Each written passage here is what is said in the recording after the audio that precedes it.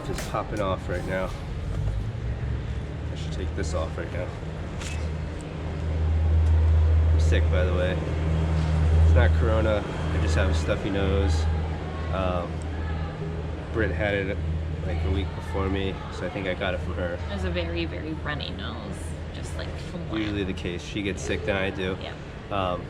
But no other symptoms, no coughing, shortness of breath, fever, aches, chills, nothing like that. Just basically stuffy nose.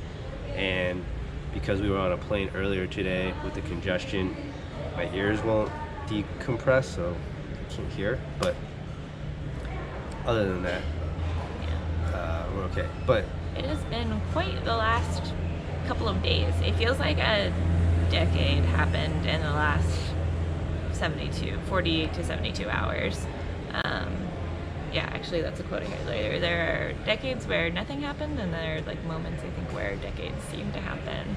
And this is one of those moments. So last week we were planning on making it into our, I think, 14th or 15th country on our 8-month of traveling anniversary. It would have all worked out. And now none of that is happening.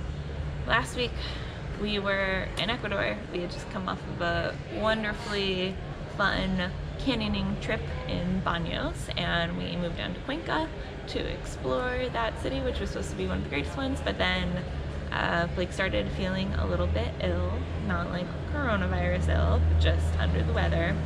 And so we held off on transitioning to our next country by bus overnight, which would have been Peru.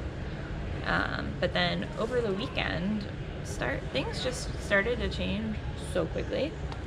it's a good thing that we didn't go, because Ecuador had already canceled all incoming flights, not just for foreigners, but for their own citizens. Mm-hmm. And then, like, the day that we were supposed to go by bus into Peru, they ended up closing that land border as well.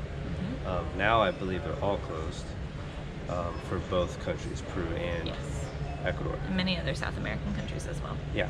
So it was just kind of lucky timing that we were where we were and that we didn't go. Mm-hmm. And then so we kind of were back and forth. Oh, maybe we can ride it out in Ecuador and then still meet up, in 2 weeks when the travel restriction is lifted.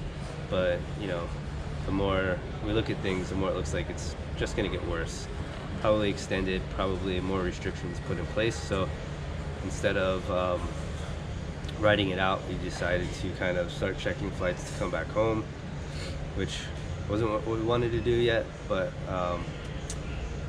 so yesterday morning, and we were like one of 5 people in the whole hostel or something like that. Mm-hmm. Like, there was nobody there, and it was crazy. Cuenca is the 3rd biggest city in Ecuador. Beautiful city, by the way. But it went from, like, when we arrived being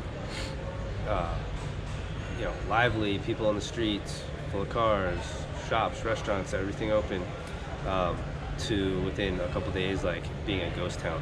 So that would have given us a few more days in Cuenca to at least like see what else was going on in the news. But so we went to breakfast, and by the time we got back from breakfast, flights had started selling out or tripling in price, and more restrictions were being put in place. Like, things were changing by the hour. So we decided to go ahead and book right away, and we basically had to use almost the rest of our points, because flights went from like $250 up to the ones we got were like $800 a piece. Yeah. But yeah, we knew that we had to get out of there as soon as possible. So the good thing is we didn't even realize we were booking business class. No. So when we checked in, we were like, oh, well, that's part of the reason why it costs so much. Not just the supply and demand, but we got business class. So that's nice. We get to end the trip on a somewhat of a high note. Yeah.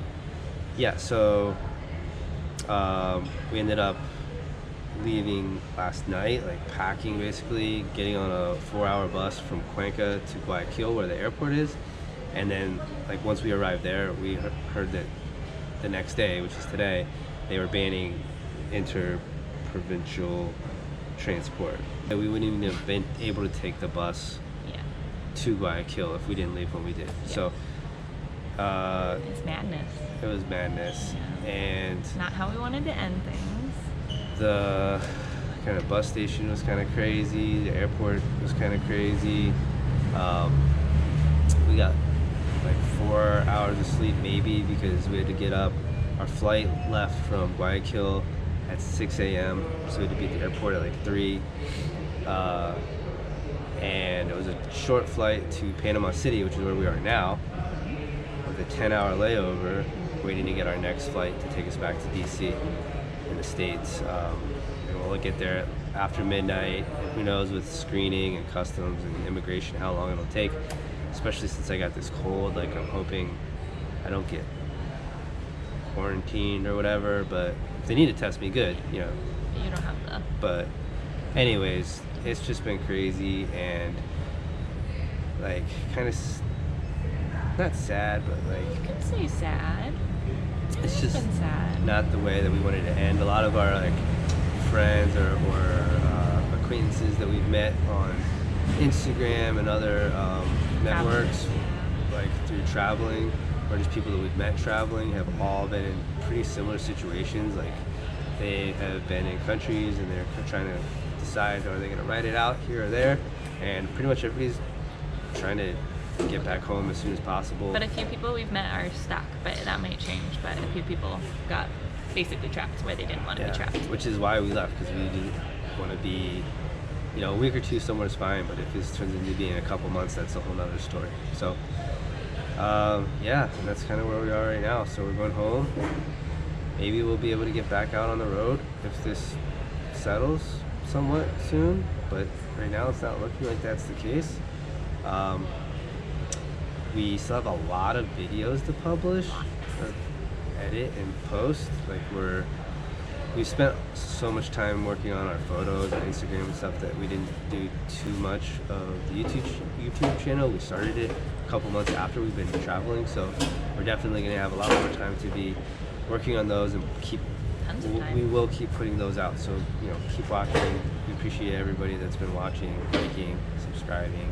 Keep doing that, and you know, hopefully we'll be able to do it on a more consistent basis, a few videos a week, and get everything caught up. And if all goes well, maybe we'll hit the road again soon and yeah, keep things going. But if nothing else, I just want to say that I'm glad this happened at the end of our, you know, toward the end of our trip. It's month 8. It didn't happen in month 1. It didn't happen 2 months before we were trying to plan a big round the world trip. So, like, I'm so grateful and glad that we got to do what we did when we did. We probably won't post this video in order, since the last video I posted, I think, was when we were still back in Thailand, which was a couple months ago. Yes. A few months ago. And so I'll probably put this one up now just to keep everybody in the loop. Yep. And then from there we will get back to editing and just show you the adventures that we've had over the past few months, and hopefully get caught up. And hopefully everyone can enjoy them while you're sitting at home on your couches. Yeah, you know, plenty of time to watch. Yeah, No excuses no excuses, guys. No excuses for us not to be editing them either. But yeah, as always, thanks for watching and joining in on this travel break of ours. And It's an actual travel break. We're taking a break from travel. yeah. Which was not the intended meaning of running. Yeah. So, if you haven't already, like, subscribe, stay safe, stay healthy, Stay sane. and stay safe. Yeah. And we will see you guys soon. Yeah. Bye.